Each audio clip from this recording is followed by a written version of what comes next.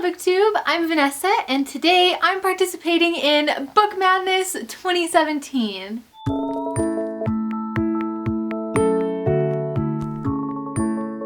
Book Madness is an event put on by Maggie and Martin, and a bunch of other people participate, and I will leave links to everybody involved down below. And basically the gist of it is that we've each chosen a character that we think is great and that we want to champion, and we are making our posts or our videos to make our case for why we think that character is the best. And then you get to vote for which characters you think deserve to advance to the next round. You get to vote for up to 5 characters per round, and after you vote there are a lot of cool prizes that you can be entered to win. So it's a really fun thing, and like I said, I'm going to leave links down below to all of the information and places that you need if you want to participate. So without further ado, I am going to get into telling you why my character is the best, and I'm sure it is no surprise to anyone that I have chosen Sansa Stark from Game of Thrones. Sansa Stark is a character from George R.R. Martin's A Song of Ice and Fire series, and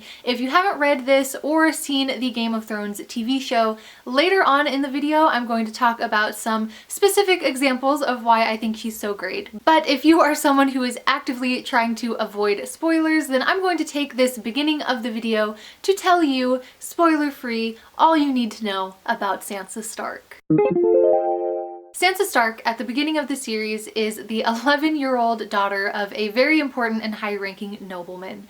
And throughout the story, she is a little girl who is thrust into so many things that no little girl should ever have to deal with. Sansa's role for a large portion of the story is as a little girl who is being held as a political hostage, and she is being used and manipulated and abused on a daily basis. And being one of the characters in this story that doesn't have sword fighting skills or fire-breathing dragons at her disposal to help her solve her problems, she has to learn to adapt to and handle these situations with subtleness and composure and cleverness and a little bit of sass, which we all love. And she endures all of her hardships with a constant sense of dignity and strength and resilience. One of my favorite quotes from her in the book is when she says that her skin has turned from porcelain to ivory to steel. And one of the things that I'm always so impressed by with Sansa is that she is able to make that transformation without losing her hope and her goodness and her gentleness and her innocence to the world around her. Throughout the story, we get to watch Sansa grow from a very sheltered and naive little girl who is used as a pawn in other people's games into a smart and savvy and clever young woman who is slowly but surely learning how to play her own game. And I think that getting to see that growth and that transformation happen in her is such an interesting and empowering story arc to follow. And being with her from the beginning makes her a character that you can feel a real sense of pride in when it's all said and done, because you got to watch her bloom. I just think that she is one of the most well-written and wonderful characters that I have ever had the pleasure to read about. If you feel like you would like some textual examples of some of these points I have made about Sansa Stark, don't worry, I got them, they're coming up, but this is the part where I am going to start getting into things that happen in the book and spoilers. So if you are actively trying to avoid spoilers, this might be where you take off. But I really hope that I've been able to stir up some appreciation for Sansa Stark. And like I said, all of the links that you need to go vote and participate will be down below. But if you would like to join me in appreciating some of my favorite Sansa Stark moments that I think really exhibit her strength as a character, I'm gonna tell you some of them. One of my absolute favorite moments with Sansa, and I think this is the moment that I really fell in love with her, and that is after her father has been executed and Joffrey takes her up onto the tower and forces her to look at his decapitated head. And he's just on this power trip, and he tells Sansa that after he goes to war with her brother, he's going to kill her brother as well and give her his head to look at too. And Sansa just turns to him in this moment of pure ferocity and says, or maybe he'll give me yours. When she said that, I knew that this girl wasn't the weak and malleable child that everybody around her bargained for. And another moment that I really love that I think demonstrates that, as well as Sansa's incredible sass. Joffrey one day is telling his little brother not to cry because princes don't cry. And Sansa just turns to him and says, "I've seen you cry." It was just amazing. And another thing that I love about Sansa is her ability to read a situation and use her emotional intelligence to understand how to talk to people, to manipulate them and get things to go the way that she wants them to go.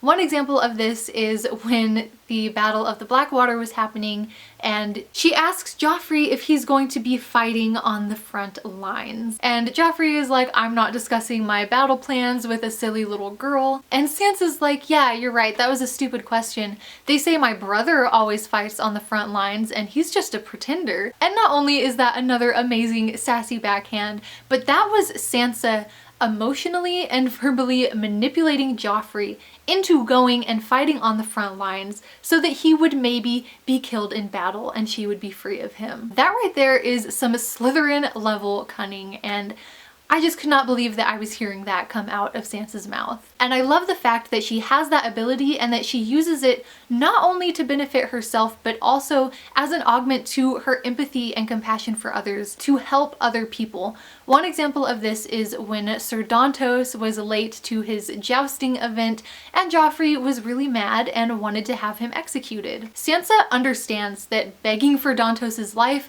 will not do anything to sway Joffrey's opinion. What will sway Joffrey's opinion is if she's able to make him feel like it was his own idea to spare him.